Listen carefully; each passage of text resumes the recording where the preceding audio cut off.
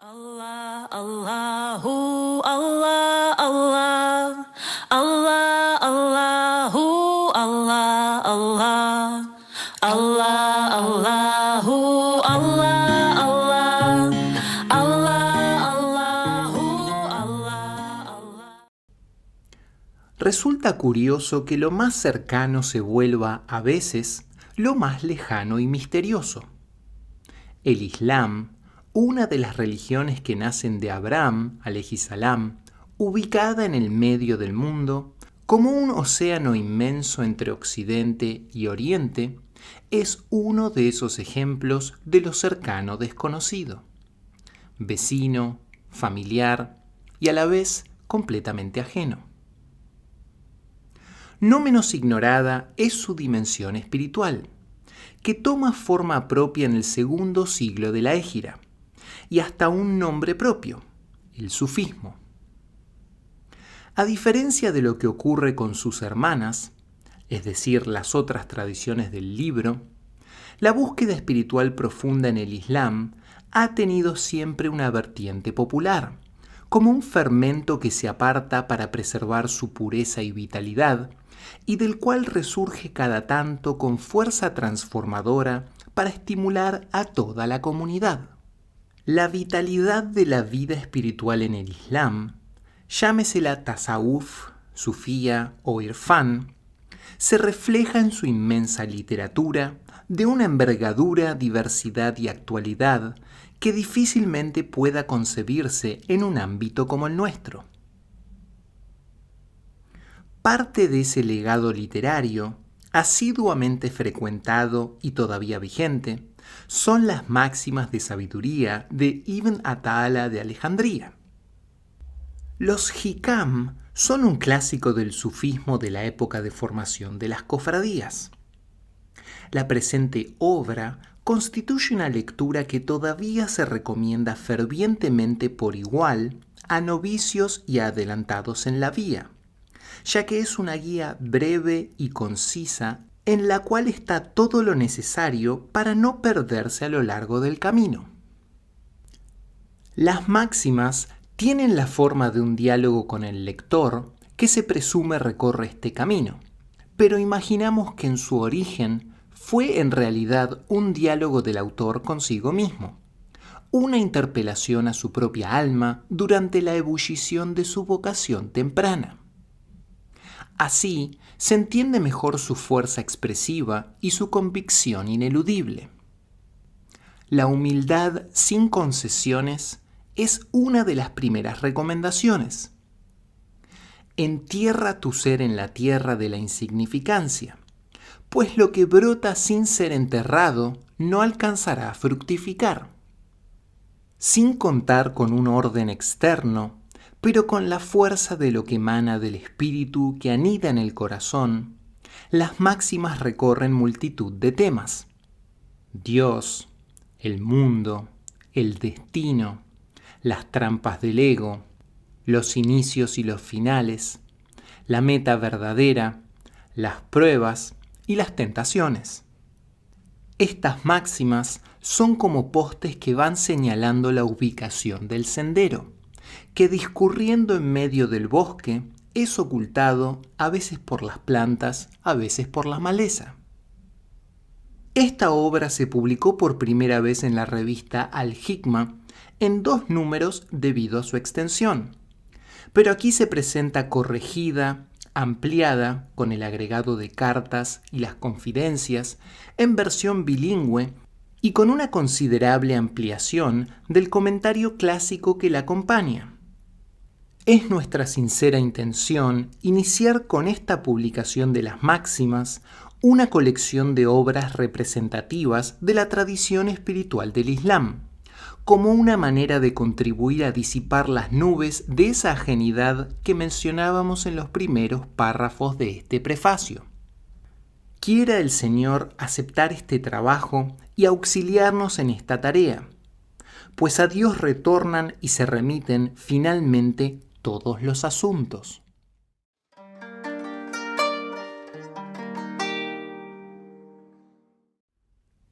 Tu esfuerzo en aquello que te ha sido garantizado y tu negligencia en lo que se espera de ti es un indicio de que se ha enceguecido tu visión interior.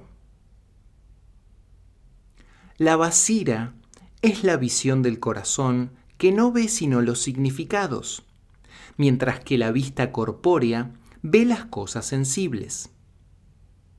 También se dice que la visión interior ve lo sutil y la vista lo denso, o que aquella contempla lo eterno y ésta lo transitorio y contingente. Y cuando Dios quiere abrir la visión interior del siervo, lo ocupa exteriormente en su servicio e interiormente en el amor a Él. Y siempre que crecen interiormente el amor y exteriormente el servicio, se fortalece la luz de la visión interior. En cambio, cuando Dios abandona a su siervo, lo ocupa exteriormente sirviendo a las criaturas e interiormente deseándolas. Y continúa en esto hasta que se apaga la luz de su visión interior. Y la vista corpórea se apodera de la visión interior, que ya no percibe ni sirve, sino a lo sensible. Y es entonces que se esfuerza procurando aquello que le ha sido garantizado de la provisión distribuida por Dios entre los seres, y en ello descuida las obligaciones impuestas para con la adoración y el conocimiento de Dios.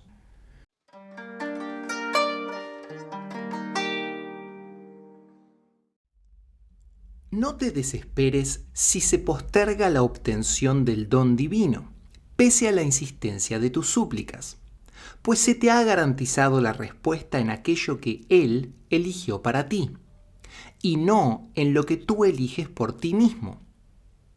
Y esto sucederá en el momento en que Él quiera, y no cuando tú decidas.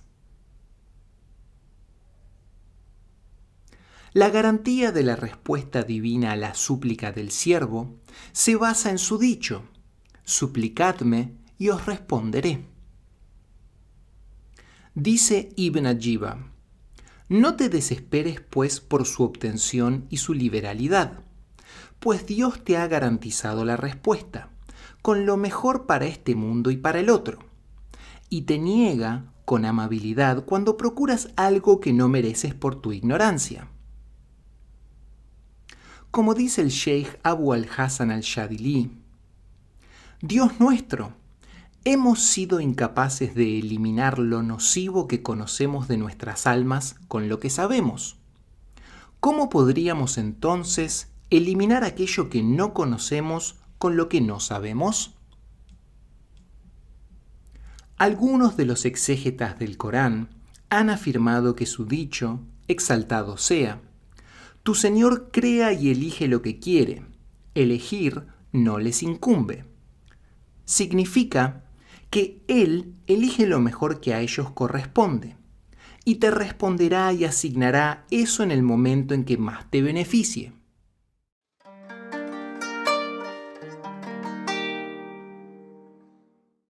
Si Él te abre un camino hacia el conocimiento, no te preocupes si a la par no lo mereces, porque tus acciones son pocas, pues Él no te da una apertura, sino porque quiere darse a conocer ante ti. ¿No sabes que el conocimiento es su provisión y las acciones algo que le ofrendas? ¿Qué comparación cabe entre lo que le ofrendas y lo que Él te da? Abrir y apertura son términos usuales en el lenguaje técnico del sufismo. Según Ibn Ajiba, abrir significa aquí preparar y facilitar. Para conocimiento se utiliza aquí la palabra ta'aruf, que Ibn Ajiba asimila a buscar la marifa, es decir, la gnosis, la sabiduría de lo divino. Que no hay parangón entre la dación divina y el merecimiento es una doctrina firme del tasawuf, como ya se vio en la Hikma número 1. Y el adab impone siempre la aceptación del regalo y el agradecimiento. Lo contrario es suma ignorancia, como destaca Ibn Ajiba. Como solía decir el sheikh de nuestro sheikh Malawi al-Arabi, lo más sorprendente de todo es el caso de quien procura conocer a Dios empeñosamente y cuando el real, exaltado sea, se le da a conocer, le teme y rechaza.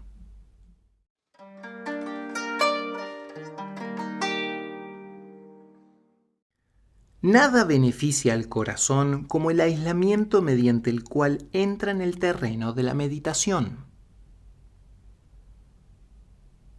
El aislamiento es que el corazón se ocupe exclusivamente de Dios, pero también se alude con ello al retiro solitario, apartándose de la gente, y ese es el sentido que aquí tiene.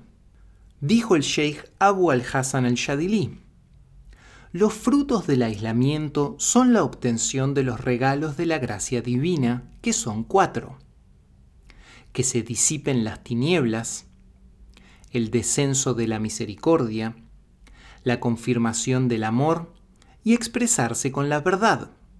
A continuación sigue una larga exposición sobre los beneficios de la halwa, es decir, el retiro solitario, siendo 10 en total, que aquí solo enumeraremos brevemente por razones de espacio. Debes saber que la halwa, es decir, retiro espiritual, tiene 10 beneficios. El primero es estar a salvo de los males de la lengua, pues quien está solo no encuentra con quién hablar. El segundo es preservar la mirada y lo que la afecta. El tercero es preservar el corazón del fingimiento hipócrita, la simulación y otros males análogos. El cuarto es lograr desapegarse del mundo, con lo cual se ennoblece el siervo. Por su dicho, con él sean la bendición y la paz. Despégate del mundo y Dios te amará. Y despégate de lo que hay en las manos de la gente y la gente te amará. El quinto beneficio consiste en abstenerse de la compañía de los malvados. El sexto es la libertad y vacancia para dedicarse por entero a la devoción, el dhikr y el afianzamiento de la piedad. El séptimo es encontrar la dulzura de la obediencia y posiblemente las delicias de las confesiones íntimas con Dios. El octavo es el alivio del corazón y el cuerpo, pues al estar mezclado con la gente, es forzoso que el corazón se nuble con las preocupaciones y el cuerpo con los afanes. El noveno beneficio consiste en resguardar al alma y su religión de las maldades y las disputas. Y el décimo es el afianzamiento en la devoción por la reflexión y la meditación, que es el objetivo más importante de la halwa, tal cual se aclara en la tradición profética. 1 hora de reflexión es mejor que 70 años de devoción.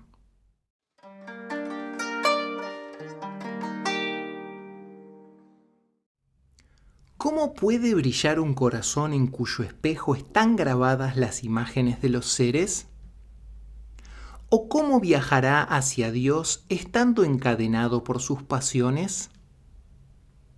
¿O cómo ambiciona entrar en la presencia de Dios sin haberse purificado de la inmundicia de sus distracciones? ¿Y cómo espera comprender las sutilezas de los secretos no habiéndose arrepentido de sus faltas? ¿Cómo puede brillar un corazón en cuyo espejo están grabadas las imágenes de los seres? ¿O cómo viajará hacia Dios estando encadenado por sus pasiones?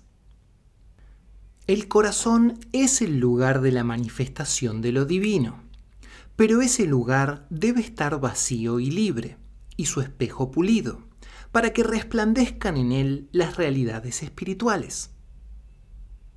El espejo, que es algo que cuando más pulido está, más aumenta el poder de reflejar lo que está frente a sí, ejemplifica aquí a la basira, es decir, al ojo del corazón. Dios hizo que el corazón del hombre sea como un espejo pulido en el cual se refleja lo que tiene enfrente y que tiene una sola dirección. Es decir, no puede ocuparse de dos cosas a la vez. O se refleja en él lo divino o se refleja en él a la creación. Ibn Ajiba menciona al respecto los hadices del profeta, alayhi salatu wasalam, que dice: los corazones se herrumbran como se oxida el hierro, y en verdad la fe pule el corazón como la lisura de la ropa nueva. O en otro de sus dichos proféticos, alayhi salatu wasalam, menciona: todo tiene un pulidor, y el pulidor del corazón es el recuerdo de Dios, es decir, el dhikrullah. Y también mencionó: cuando el siervo peca, aparece en su corazón un punto negro. Si él se aleja del mal y pide perdón, es pulido y borrado. Pero si vuelve sobre esa falta, aumenta el tamaño del punto negro hasta cubrir su corazón. Es decir, no es posible iluminar el corazón con la luz de la fe y la perfección, mientras las formas oscuras de las criaturas están impresas en él. Los opuestos no se unen, y como dice Dios el Altísimo, Dios no ha puesto dos corazones en el interior de ningún ser humano. En cuanto al viaje hacia Dios, es aquí pasar de considerar la creación a considerar al Creador, o ir del mulk, es decir, el cosmos, al malakut, es decir, el mundo de las esencias reales, o pasar de estar detenido en las causas a ver al que origina las causas, o ir de la distracción a la conciencia despierta. Pero esto no es posible si el corazón está encadenado por pasiones que le impiden volverse hacia Dios.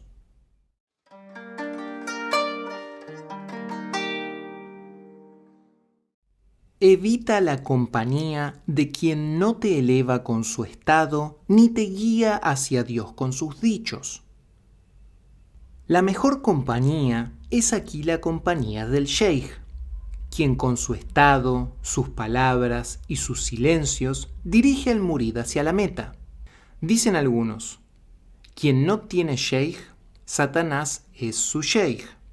Y otros dicen: el hombre es como un árbol joven y solitario.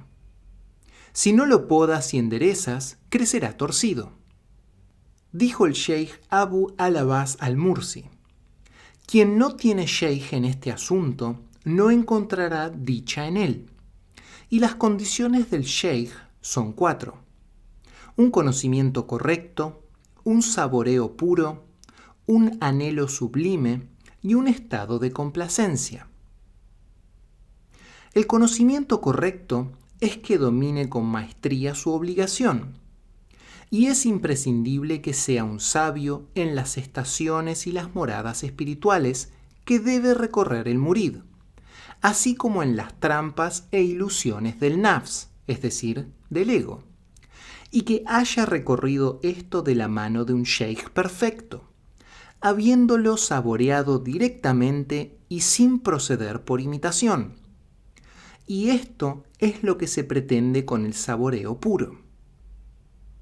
En cuanto al anhelo sublime, es el que está subordinado exclusivamente a Dios, y por lo tanto, el estado de complacencia es la corrección, es decir, istikama, en la medida de su capacidad, siendo ineludible que haya unido la realidad y la ley, es decir, la hakika y la sharia.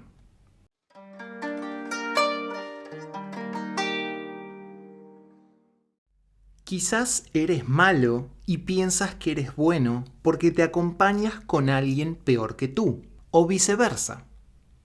Cuando el alma acompaña a alguien que tiene un mejor estado que el suyo, percibe sus cortedades y en esto hay un gran bien. Como dijo el sheikh Abu al-Hasan al-Shadili: «Aconséjame, amado mío», y le respondió: «No lleves tus pies a donde no esperes la recompensa de Dios. No te sientes donde no estés seguro de triunfar sobre la desobediencia a Dios y no elijas para ti excepto a quien incremente tu certidumbre. Pero qué pocos son. En conclusión, no acompañes a quien le exijas un esfuerzo superior al tuyo, ni a quien proceda contigo de manera análoga, pues lo mejor de todo asunto es su punto medio. Esto, y Dios sabe más, en lo referente a la compañía de los hermanos. En cuanto a la compañía de los sheikhs, todo lo que ordene el sheikh o señale o entiendas que él desea, es imprescindible que acudas presuroso a él, en la medida de lo posible, preparado para realizarlo.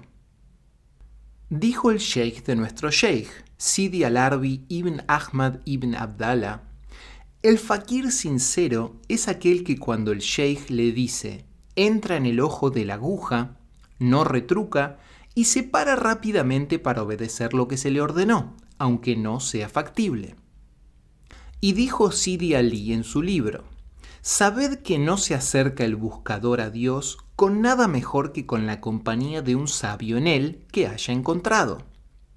Y si no lo ha encontrado, que se dedique al recuerdo de Dios día y noche, parado y sentado, aislándose de la compañía y la palabra de los hijos del mundo, pues son un veneno mortal y nada aleja más de Dios que la compañía de un fakir ignorante, que es 1000 veces peor que la compañía del común de las personas.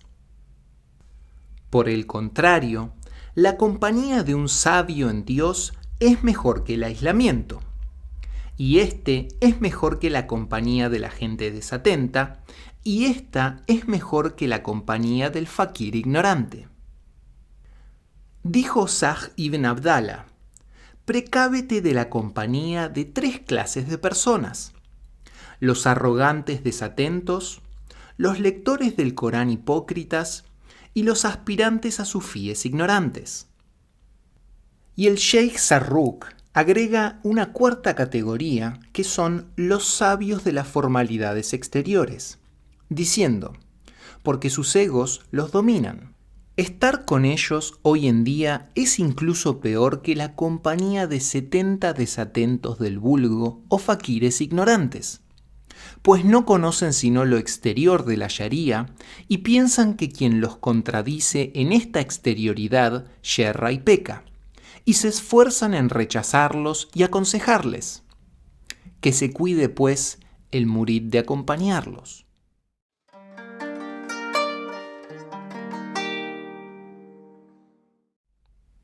Las mejores acciones son producto de los buenos estados espirituales, y estos provienen de la afirmación en las estaciones alcanzadas. Estados, es decir, hal o ahwal, y moradas o estaciones, es decir, maqam o maqamat, son términos técnicos del sufismo que Ibn Ajiba define aquí brevemente. Las acciones son el movimiento del cuerpo realizado con esfuerzo. Los estados son la actividad del corazón con sufrimiento. Y las moradas son el aquietamiento del corazón en el sosiego. Por ejemplo, en el caso de la morada de la renuncia, que al principio es acción esforzada por abandonar el mundo y sus causas, luego viene el sufrimiento con paciencia ante las necesidades, hasta que se convierte en un estado, y finalmente se aquieta el corazón que saborea su dulzura, convirtiéndose en una morada. Y lo mismo pasa con la plena confianza en Dios y con la gnosis, pues los estados son dones y las estaciones logros. Es decir, los estados son regalos de Dios, como recompensa por haber encarado las acciones. Y cuando la acción es constante y el estado continúa, se transforma en estación. Los estados son cambiantes, van y vienen, mas cuando el corazón se sosiega en ese significado, es ahí que se vuelve estación, y es por ende un logro o una adquisición producto de la perseverancia en la acción. debes saber que ambos, la estación y el estado, involucran conocimiento y acción. Así, la estación depende y se relaciona al principio con el conocimiento, mas luego viene el esfuerzo por actuar de acuerdo a ello hasta que se convierte en un estado, que por último se volverá estación. Y asimismo ocurre con el estado, que es primeramente conocimiento y luego se convierte en estado-adquisición, y Dios sabe más. Un signo de la afirmación en las moradas alcanzadas es pues el buen estado, y un signo de este último es el buen obrar, pues el perfeccionamiento de las obras y su bondad son el fruto y el resultado del buen estado, y este, a su vez, lo es de la plena realización de las moradas en las cuales se ha establecido el viandante espiritual.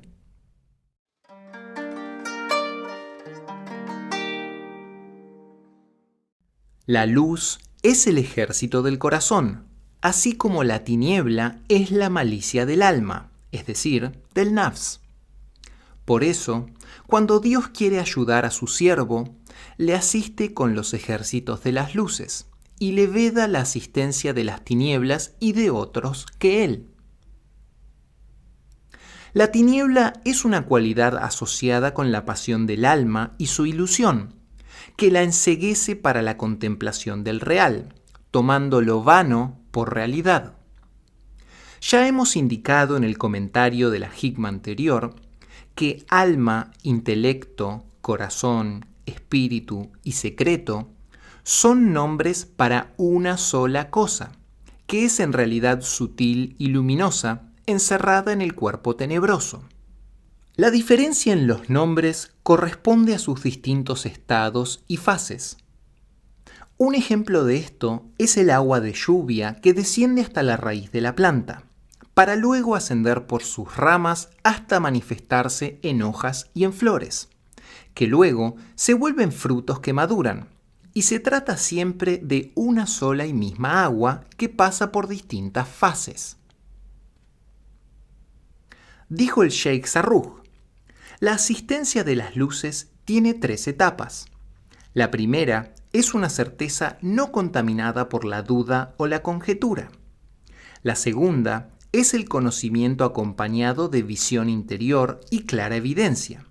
Y la tercera es la inspiración que fluye de la esencia. Por otro lado, la acción de las tinieblas tiene también 3 etapas. Primero, el debilitamiento de la certidumbre. Segundo, el predominio de la ignorancia en el alma. Y tercero, sentir lástima por el ego. Y todo esto se funda en la complacencia con uno mismo.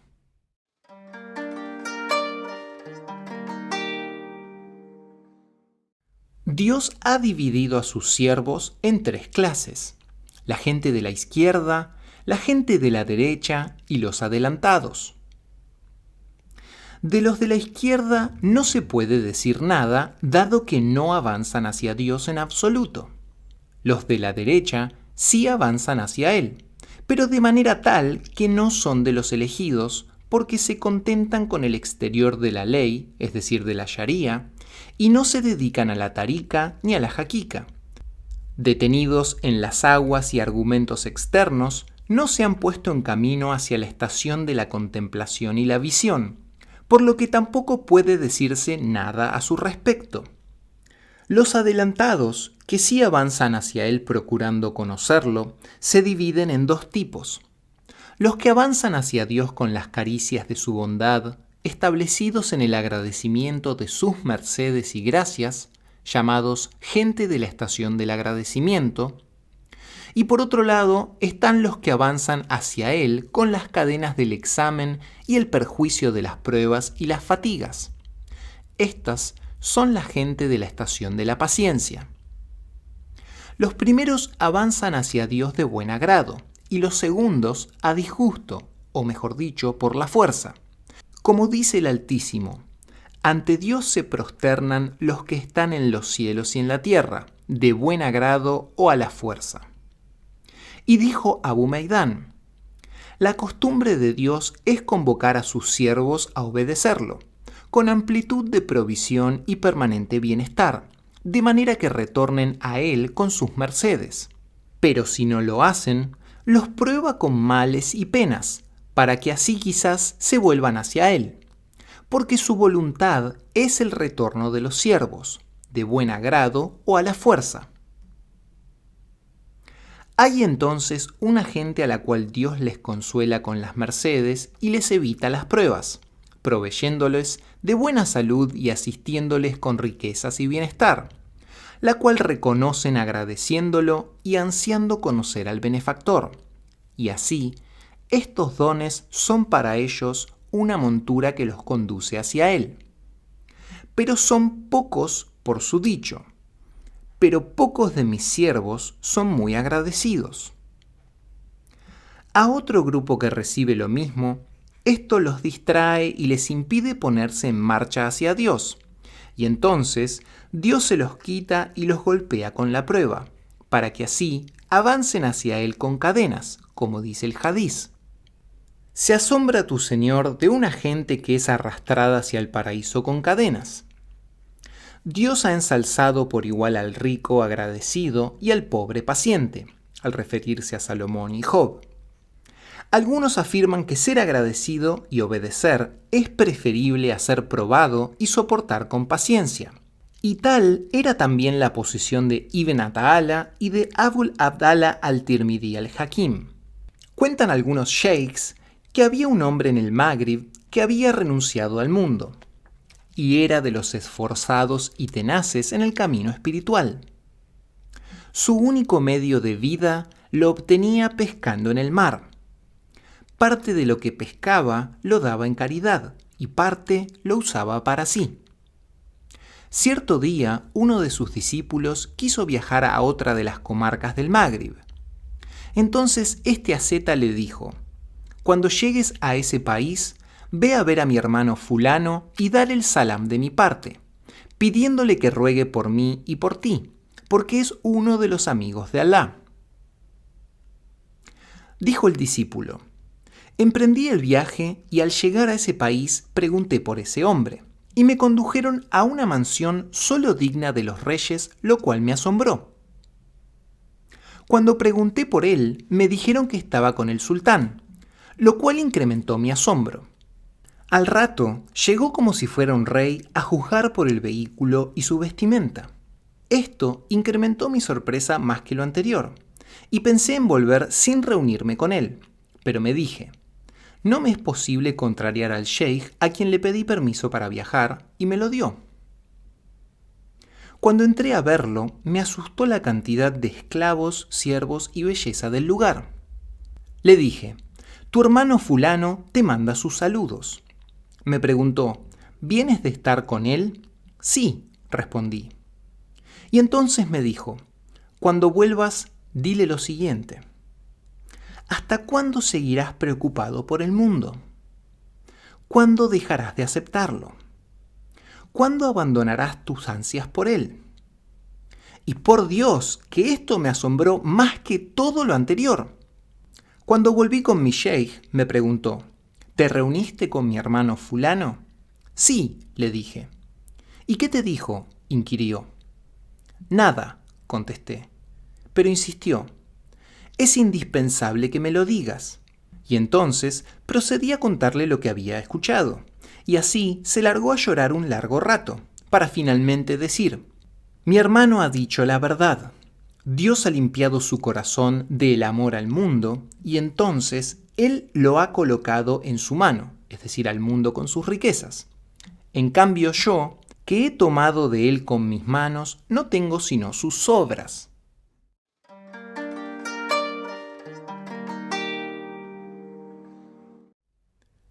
Dios estableció la morada postrera solamente como un sitio para recompensar a sus siervos creyentes, porque la morada de este mundo no puede contener lo que Él quiere concederles, y porque Él estima demasiado sus méritos como para retribuirlos en un plano donde nada permanece.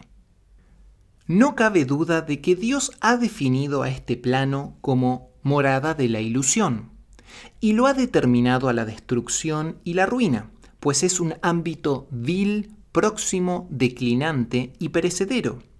De ahí que se lo llame Dunya, tanto por su proximidad como por su bajeza, y por estar constreñido por el tiempo y el espacio. Y ha definido como ágira, es decir, el otro mundo, el más allá, al ámbito permanente, morada de la manifestación de las luces y del desvelamiento de los secretos, donde perduran las mercedes y el sosiego, se contemplan a los amados y se levantan los velos. Y por eso el Real lo ha establecido para recompensar allí a sus siervos creyentes, no satisfaciéndose, exaltado sea, con retribuirlos en un plano signado por la impermanencia y la estrechez temporal y espacial. Dijo el Altísimo: nadie conoce la alegría que les está destinada en retribución de sus obras. Y dijo el profeta, alayhi salatu wasalam: dice Dios, bendito y exaltado sea, he preparado para mis siervos justos en el más allá lo que ningún ojo vio, ni oído escuchó, ni concibió el corazón de ningún mortal.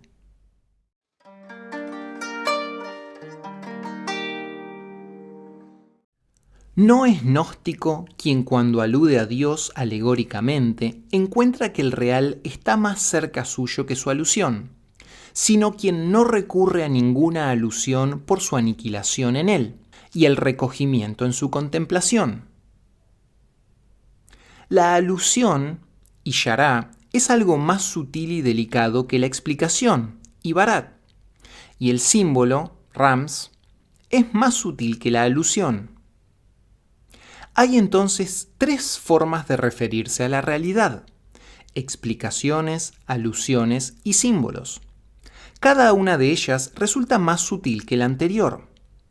La explicación aclara, pero la alusión ilumina y hace la verdad manifiesta, mientras el símbolo regocija, es decir, regocija el corazón con el acercamiento al amado.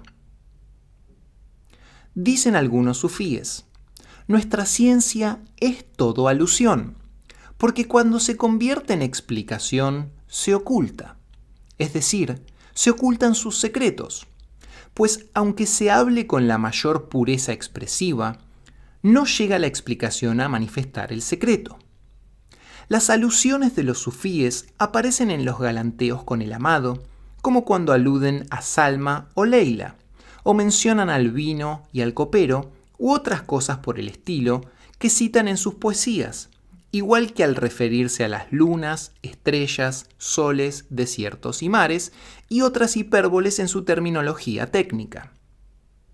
En cuanto a los símbolos, son un gesto, un secreto que solo comparten el amante y el amado, y que nadie más comprende. Hay ejemplos de ellos en el Corán, en el comienzo de las suras y también en el Hadiz. En cuanto a las alusiones, las captan solo los señores de este arte. La gente se divide en cuanto a su comprensión o no. Están los que no entienden nada excepto lo exterior de las palabras. Estos son los ignorantes. Hay quienes comprenden el objetivo de la alusión y encuentran allí la realidad luego de escuchar la alusión. Esta es la gente del inicio entre los viandantes espirituales.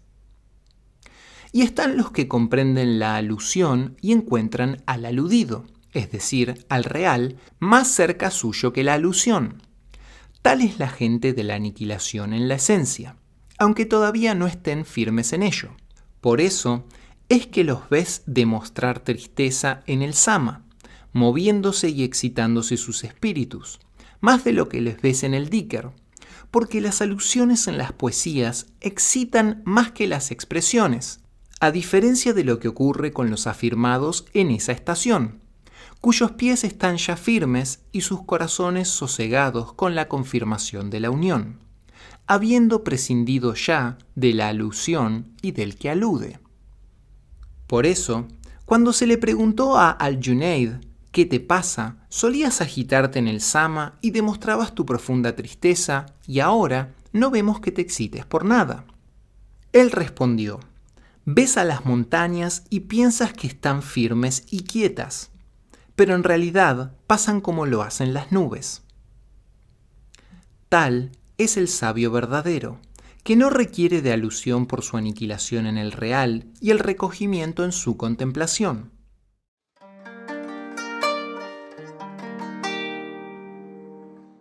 Esperanza es lo que va unido a la acción, si no es un mero deseo. Dijo uno de los sabios: la esperanza es el apego del corazón por algo que ansía y que espera se obtendrá en el futuro emprendiendo las acciones para conseguirlo. Quien espera conseguir las mercedes divinas como los castillos paradisíacos y las huríes, debe pues esforzarse, obedecer y dedicarse a los actos meritorios. De lo contrario, la suya es la esperanza de los tontos y los ilusos. Como dijo Maruf al-Kahri, pedir el paraíso sin acciones congruentes es un pecado más, y aspirar a la intercesión del profeta sallallahu alaihi wasallam sin causa alguna es una forma de ilusión, y esperar la misericordia sin obedecer es ignorancia y estupidez.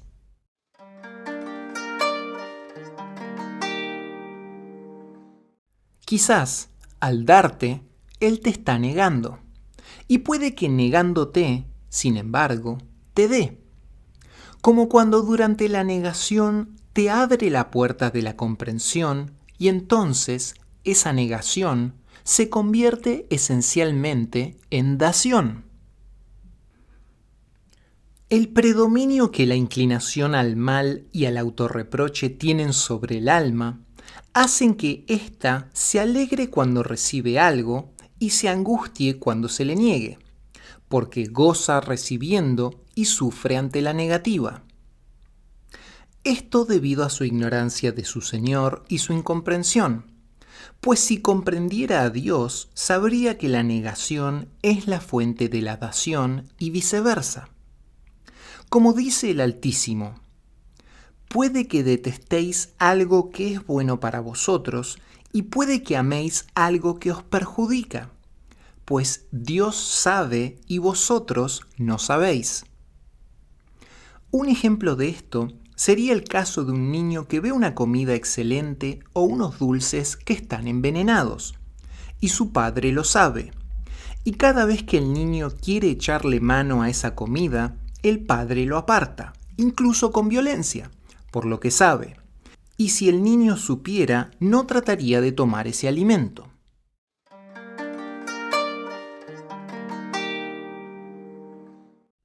Los seres son exteriormente ilusoria apariencia e interiormente sentido. El alma, es decir, el nafs, observa su exterior ilusorio, mientras que el corazón contempla su significado interno. La causa que impide conocer y captar a Dios es detenerse en lo exterior de las cosas en lugar de observar su interior. Los seres son exteriormente ilusión en dos aspectos.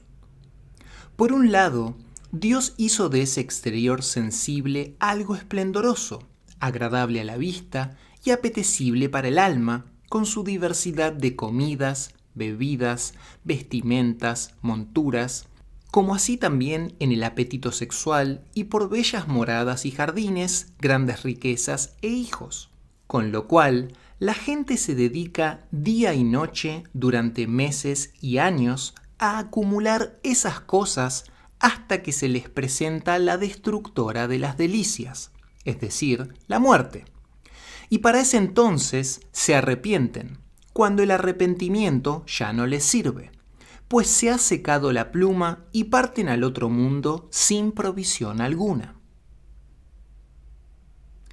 Esto lo advierte el Altísimo cuando dice: se ha engalanado para la gente el amor por todo lo deseable, mujeres, hijos, acumulación de riquezas, etc. Para agregar a continuación: diles, ¿no he de informaos de algo mejor que eso?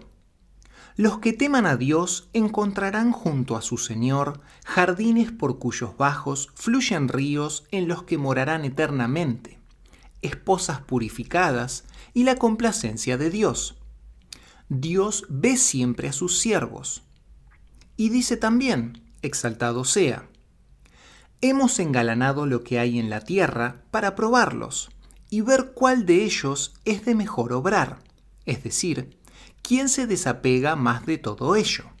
Como dice el profeta sallallahu alaihi wasallam, no dirijáis tu mirada deseosa hacia aquello que hemos dado como disfrute a algunos de ellos. Le preguntaron al profeta alaihi salatu wasalam sobre el dicho de Dios: los amigos de Dios no tendrán temor ni se atribularán.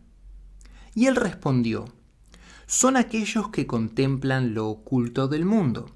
Mientras la gente observa solo su exterior, ellos se preocupan por el futuro del mundo, mientras que a la gente le desvela lo efímero en él. Y es así como mueren para el mundo, temiendo que éste los mate, y lo abandonan sabiendo que él los abandonará. El otro aspecto es que Dios, exaltado sea, hizo ilusorio el exterior de los seres para cubrir así su secreto y manifestar su sabiduría. O puedes decir, los seres son exteriormente tinieblas e interiormente luz, y quien se detiene en las tinieblas queda velado, pero quien penetra en esa cobertura exterior contempla la luz accediendo al conocimiento. O puedes decir que los seres son exteriormente sensación e interiormente significado. Lo que le impide al alma observar el sentido o significado interno de las cosas es el deleite y pasión por lo externo, a diferencia del corazón que contempla el sentido oculto con la luz de la gnosis, que discierne entre la verdad y la falsedad y sopesa lo beneficioso y lo perjudicial.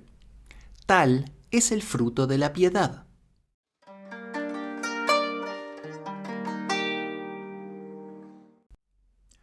La privación te hace sufrir únicamente por tu incomprensión de los motivos de Dios en ella. Comprender a Dios exige haber alcanzado la marifa, y ésta no alcanza su perfección hasta que su poseedor no lo conoce en la majestad y la belleza, en la privación y la dación, y en la angustia y el consuelo. Quien solo lo conoce en la belleza, tiene el conocimiento del vulgo, es decir, de quienes son esclavos de sí mismos, pues cuando se les da están satisfechos y si se les niega, se enojan. Además, son frutos del conocimiento, el sometimiento y la complacencia ante lo predestinado, así como es fruto del amor y la paciencia ante las dificultades y la prueba. No hay, pues, amante sincero en su amor, ni sabio sincero en su conocimiento, hasta que no se equiparan para él la dación y la privación, el consuelo y la angustia, la pobreza y la abundancia, la gloria y la humillación, la alabanza y la denostación, y la alegría y la tristeza. Pues encuentra a su amado en todo, y se complace y somete en él totalmente. Tal como dijo Ibn al-Farid, si quieres vivir feliz, muere pues en él, como mártir, y si no, déjale el amor a otro merecedor. Dijo Ibrahim al-Hawaz, no se perfecciona la pobreza del fakir hasta que no posee dos cualidades. Una es la confianza en Dios, y la otra, agradecerle las pruebas que ha recogido por ella en este mundo.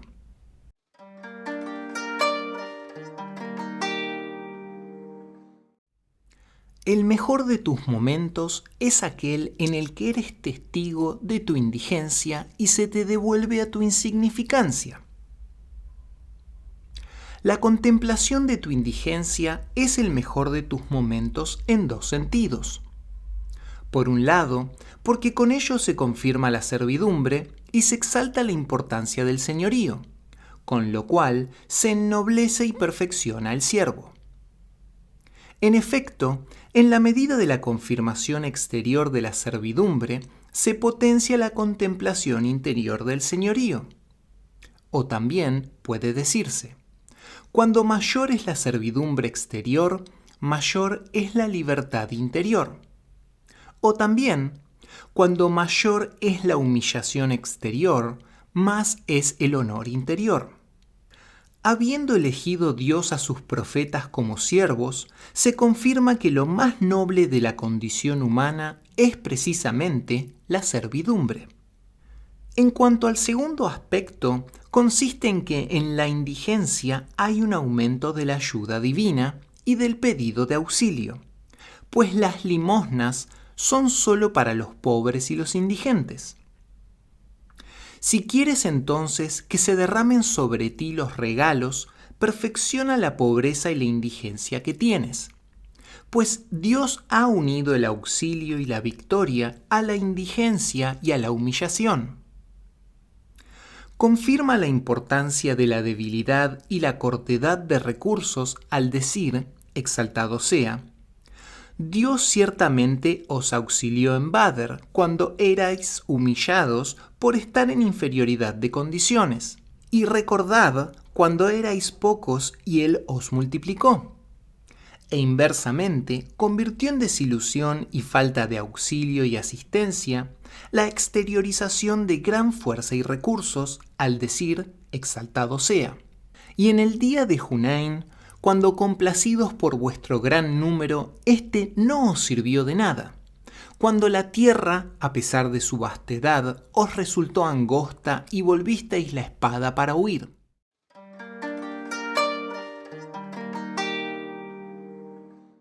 Cuando Él te aísle de su creación, debes saber que quiere abrirte la puerta de su intimidad. Esta es la costumbre de Dios el Altísimo con su creación. Cuando quiere intimar con su siervo, le obsequia con su sabiduría y le aísla de sus criaturas, ocupándolo en su servicio e inspirándole su recuerdo, hasta que su corazón se llena con las luces y se afirma en el deleite de la contemplación y la perseverancia. Entonces lo devuelve a las criaturas como una misericordia para ellos, porque en ese momento, por la fuerza que ha adquirido en su aislamiento, Él puede beneficiarlos sin que ellos lo perjudiquen. Un ejemplo de esto sería una mecha para una fogata, que cuando la enciendes su luz es muy débil, sin importar que la resguardes del viento, hasta que la llevas a un lugar resguardado donde crecerá su fuego esparciéndose en la leña, y entonces sí, ya puedes llevarla a lo alto de las montañas, que por la intensidad de su luz no podrá apagarla el viento. Lo mismo ocurre con el fakir. Mientras está en la etapa inicial, es preciso que se aísle y huya de las criaturas hasta afirmarse en la contemplación, y entonces ya podrá volver a mezclarse con ellos porque no podrán perjudicarlo.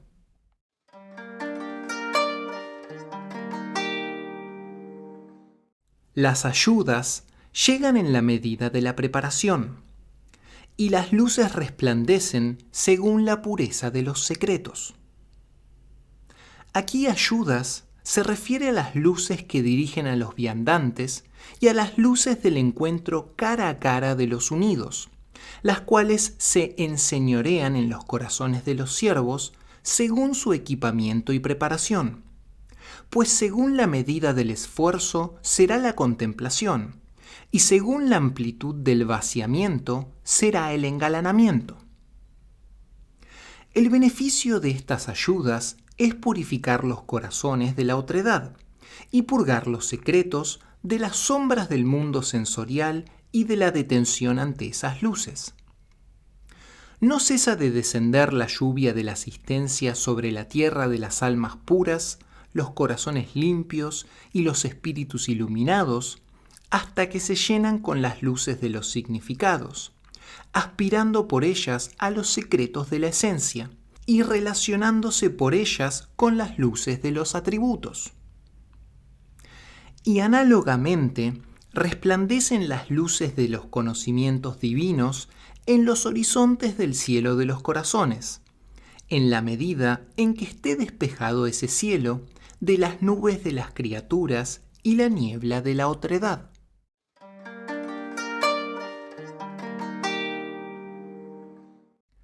Si no fuera por el bello favor de su velo cubriéndote, ningún acto tuyo sería digno de aceptación. Porque las acciones bienaventuradas para su aceptación son aquellas que cumplen con las condiciones que ésta requiere, a saber, el secreto de la pura intención, tener por meta la presencia divina y liberarse de toda pretensión de fuerza o poder en ellas, lo cual es sumamente extraordinario y difícil.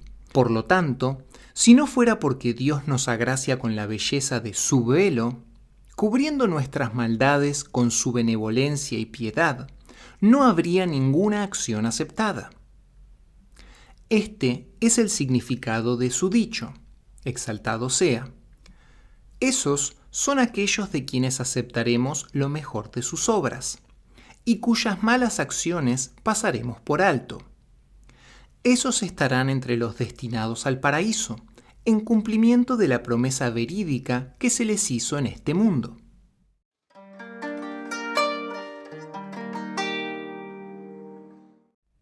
Si brillara en ti la luz de la certidumbre, verías, por cierto, al otro mundo tan cerca tuyo que no haría falta tu viaje hacia él.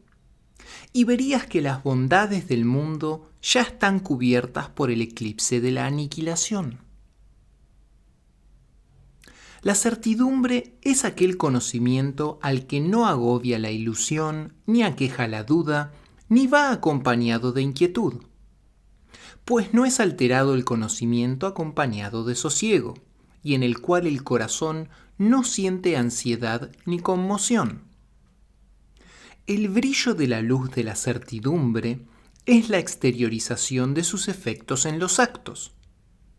Con él se manifiesta la renuncia al mundo y el anhelo del más allá, y se derivan de él la nostalgia por acceder a la presencia de su belleza y la humildad y el sosiego ante su coerción. Estas son las señales del despuntar de la luz de la certidumbre, y también lo son que el fruto se vuelve presente, lo lejano resulta inmediato y lo oculto patente. Pues realmente lo que se os ha prometido llegará sin que podáis impedirlo.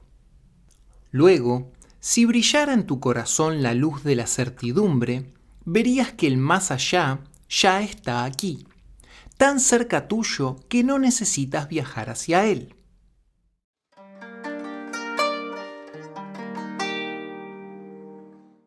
Quizás encuentres en el aumento de las miserias y privaciones un crecimiento que no encuentras en el ayuno y la oración. Las necesidades son un despliegue de regalos. Dice el Sheikh Ibn Ata'ala en el Tanwir: debes saber que las pruebas y las privaciones son uno de los secretos más sutiles que no comprenden sino los dotados de visión interior, y que si no fuera por la humillación del ego, despreciándolo y negándole lo que pretende, no se alcanzaría la meta buscada. Y se ha dicho que siempre que hay humillación, viene acompañada de auxilio divino, tal como afirma Dios el Grandioso. Os ayudó Dios en Badr cuando erais humillados por vuestro número insignificante. Con los regalos se alude a los saberes espirituales, los desvelamientos, el sosiego del alma y las ciencias de los secretos que se vuelcan en los corazones. Ibn Ajiba habla de la importancia que la realización de la pobreza ha tenido siempre para la gente del camino. Se le preguntó a Sahl al-Tustari: ¿cuándo encuentra reposo el fakir? Y respondió: cuando en todo momento no ve a otro que a su Señor. Dijo al-Shibli: fakir es aquel que no se enriquece o contenta con otro que Dios. Dijo al-Surawardi: la pobreza es el fundamento del sufismo. Dijo alguien: lograr la pobreza es el inicio del sufismo, pues el sufismo implica la reunión de todos los atributos éticos sublimes y la desaparición de todos los detestables. Coinciden los hombres de este camino en que no se ingresa a la presencia de Dios sino es por la puerta de la pobreza. Y quien no realiza la pobreza no realiza nada de lo que ellos enseñan. Realizar la pobreza es acostumbrarse a ella, alegrarse con su adquisición y convivir con ella hasta que resulte más dulce que la miel y la riqueza se vuelva más amarga que el vinagre.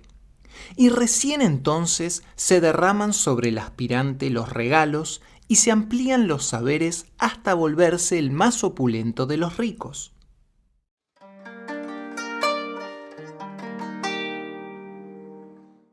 Toda palabra que se profiere porta sobre sí el manto del corazón del cual proviene. Signos de la palabra que ha sido precedida por la iluminación son la impresión que deja en los corazones, cómo incita a los espíritus y apasiona a los secretos. Cuando la escucha el distraído, se despierta. Si la escucha el desobediente, escarmienta. Al escucharla el obediente, se incrementa su ánimo y se fortalece su anhelo. Cuando la escucha el viandante espiritual, disminuyen las fatigas de su marcha. Y cuando la escucha el que ha arribado, le confirman su estado. Esto es así porque la palabra porta el atributo del que habla.